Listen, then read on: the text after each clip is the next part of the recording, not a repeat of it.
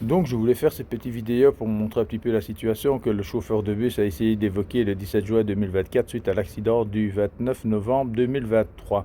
Donc il dit que je suis le troisième ou quatrième de la file, il ne sait pas très bien, et que c'est moi qui ai forcé le passage. Comment on peut forcer le passage quand on a un gros bahut comme ça qui est en train de nous dépasser? Par la droite forcément, et que c'est un bus, et forcément qu'on le laissera passer parce qu'on sait bien que quand on a un problème avec le bus, ça dure longtemps.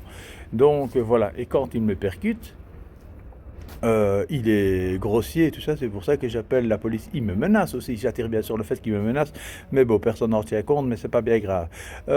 Vivons le jour le jour. Donc ici, il fait donc une manœuvre pour moi qui n'est pas juste.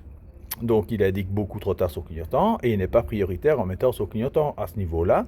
Et puis ce Godot, quand au 29 novembre, moi, il n'y avait personne au feu. J'étais le premier de file, vraiment le tout premier.